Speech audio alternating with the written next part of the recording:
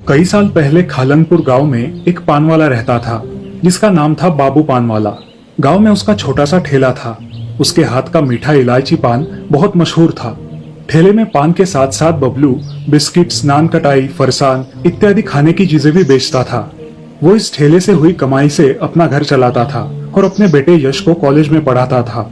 लेकिन यश को अपने पिताजी का पान बेचना बिल्कुल पसंद नहीं था। वो रोज अपने दोस्तों के साथ अपने पिताजी के पान के ठेले के सामने से गुजरता था। लेकिन जब बाबू उसे मदद के लिए पुकारता, वो कान में हेडफोन डाल के अनसुना करके वहां से निकल जाता था। बेटा यश, जरा ये पान धो देना। यश, यश, अरे सुनो तो। एक दिन बाबू तेज बुखार की वजह से बीमार पड़ गया। उसने यश को बुलाया।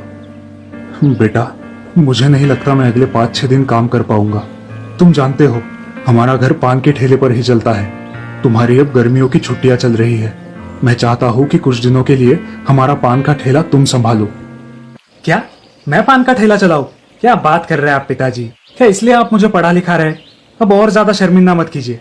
पहले ही मुझे मेरे दोस्तों के सामने शर्मिंदा होना पड़ता है। ठीक है, तो आज से एक काम करना, तुम्हारे उन्हीं दोस्तों के घर खाना खाने जाना, उन्हीं से कॉलेज की फीस भी लेना और चाय नाश्ता वही कर लेना। बाल मूछ काटने के लिए भी पैसे उन्हीं से लेना, और हाँ, मोबाइल रिचार्ज भी उन्हीं से करवा लेना।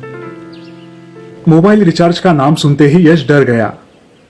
नहीं नहीं, ठीक है, कुछ ही दिनों की बात है ना। मैं संभाल लूंगा आपका पान का ठेला। वैसे भी मैं एक संस्कारी बेटा हूँ, इतना तो आपके लिए कर ही सकता हूँ। चलो अच्छा है, देर से ही सही तुम्हें अकल तो आई। आओ, मैं तुम्हें पान लगाना सिखाता हूँ। पिताजी मजाक अच्छा कर लेते हो आप। ऐसे बोल रहे हो जैसे टाइटैनिक चलाना सिखा रहे हो। रहने दो, मैं लगा दूंगा पान, आखिर ग्रेजुएट स्टूडेंट हूँ। अगले ही दिन से यश ने पान के ठेले पर आना शुरू किया। क्योंकि दुकान में बहुत गर्मी हो रही थी, उसने वहां कूलर लगवाया, चेयर पर कुशन डालकर फिर कान में हेडफोन डाल के आराम से गाने सुनने लगा। कुछ देर बाद एक कस्टमर ठेले पे आया। भाई, एक कलकत्ता कच्चा कट्टा बगैर सोप सधा पान लगाना। क्या क्या कहा? कलकत्ता जाना है तो स्टेशन चले जाओ। यहाँ क्या मिलेगा? यहाँ से सीधे जाओ और दाहिनी तरफ मुड़ो, सामने ही स्टेशन है। पता नहीं कहाँ कहाँ से आते हैं। आई बात समझ में। इस बेवकूफ से बना पान खाऊंगा तो सारा मुंह जल जाएगा। पता नहीं बाबू भैया ने किसको ठेले पे बिठाया है। कुछ देर बाद दूसरा कस्टमर वहां आया। अरे बाबू चाचा कहाँ है? कई दिनों से दिखाई नहीं दिए। ठीक तो है ना? हाँ हाँ, एकदम ठीक है। आपको क्या चाहिए जल्दी बोलिए, मेरा गाना खत्म हो जाएगा। एक साधा पान लगाना। साधा मतलब सिंपल? मीन्स उसमें कुछ नहीं डालना होगा?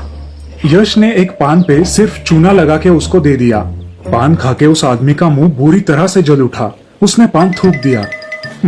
अरे भाई, ये क्या खिलाया तुमने? सारा मुंह जल गया। आप ही ने तो सादा पान मांगा, इसलिए सिर्फ चूना लगा के दे दिया। बाप रे, ये तो एकदम बेवकूफ है। इससे बात करके भी कुछ फायदा नहीं। ये सोचकर दूसरा कस्टमर भी वहां से चला गया। यश के दोस्त विकी और मोंटी हर रोज ठेले पे टाइम पास करने आते। बहुत सारे चिप्स, वेफर्स खा के, कोल्ड ड्रिंक्स पी के वहां से चले जाते।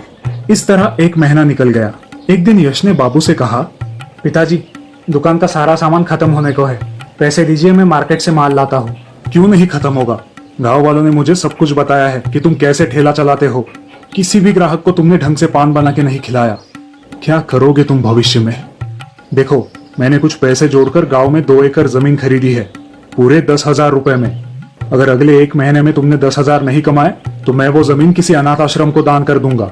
तब तुम्हारी अकल ठिकाने आएगी। ये सुनकर यश डर गया। अगले ही दिन वो जब ठेले पे बैठा था, यार ये तो बड़ी मुसीबत हो गई। कुछ तो जुगाड़ करना होगा। 10,000 रुपए कहाँ से लाऊं? तभी पड़ोस के गांव का मुखिया अपनी कार में वहां आया। सुनो, परसों मेरे बेटे की शादी है और कल मेहंदी। दोनों दिन खाने के बाद मेहमानों को बढ़िया पान खिलाना है। मैंने तुम्हारे मीठे पान के बारे में बहुत सुना है। दिन के 200 पान लगेंगे और वहां आके तुम्हें ताजे ताजे पान मेहमानों को खिलाने होंगे। कर पाओगे? ये तो बहुत अच्छा मौका है पैसे कमाने का। हाँ हाँ, जरूर, क्यों नहीं। उसने अपने दोस्त मोंटी और विकी को बुलवाया। सुनो, मैं बाजार से पान पत्ते और सुपारी लाता हूँ। तुम लोग इस लिस्ट में जो सामान लिखा है वो सब ले आओ। दूसरे ही दिन यश ने मुखिया के बंगले के बाहर लगे मंडप में पान का ठेला लगाया और अपने दोस्तों के साथ मिलकर मीठे पान बना के वहां सजाए। खाना खा के एक मेहमान वहां आया। एक मीठा पान खिलाओ भाई, सौंफ डाल के। हाँ सर, अभी बनाता हूँ। विकी जरा सौंफ देना। सौंफ मांगते ही विकी ने साबुन निकाल के यश को दिया। साबुन देख के यश ने विकी को एक जोर का थप्पड़ मारा। अरे उल्लू, सौंफ और सोप का अंतर नहीं पता तुझे? मूर्ख, इज्जत का फालूदा कराएगा क्या? फिर जैसे तैसे मैनेज करके यश ने मेहमानों को मीठा पान खिलाया। एक एक करके मेहमान आते गए। यश सबको पान खिलाता गया। थोड़ी देर के बाद सारे मेहमान चिल्लाने लगे। मेहमानों की हालत देख के मुखिया डर गया और यश के पास आया। ये क्या खिलाया तुमने पान में? सब लोगों के मुंह जल रहे हैं। यश ने मोंटी की तरफ देखा। अरे अच्छा वाला ब्रांडेड चूना लाया हूँ, पेंट की दुकान से। क्या तुमने दीवार पर लगाने वाला चूना डाला है पान में? यश डर गया। मूर्ख कहीं के, सारे मेहमानों के सामने मेरी इज्जत मिट्टी में मिला दी है तुमने। मैं तुम्हें नहीं छोड़ूंगा, अभी पुलिस को बुलाता हूँ। यह कहकर मुखिया ने फोन लगा के तुरंत उस गांव के सीनियर इंस्पेक्टर को बुलाया। इंस्पेक्टर तीनों को चौकी ले गए और जेल में डाल दिया। कुछ देर बाद बाबू वहां आया। अब समझ में आया बेटा, टाइटैनिक बनाना और चलाना जितना मुश्किल है उतना ही ये पान बनाना भी। किसी भी काम को हल्के में मत लो। तुम तो बुद्धू हो ही, साथ में तुम्हारे ये दोस्त भी मूर्ख है। किसी भी चीज को बिना सीखे करने जाओगे तो यही नतीजा होगा। हमें माफ कीजिए पिताजी। ठीक है, मैंने इंस्पेक्टर से बात कर ली है, वो तुम्हें छोड़ देंगे। वो अपनी पढ़ाई पे ध्यान दो, ठेला मैं संभाल लूंगा। अगले दिन से बाबू अपना पान का ठेला संभालने लगा।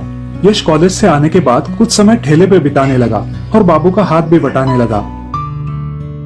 तो देखा दोस्तों, कोई भी काम अगर आप बिना सीखे, बिना समझे करने जाओगे तो अच्छे से कर नहीं पाओगे और खुद का ही नुकसान कर बैठोगे।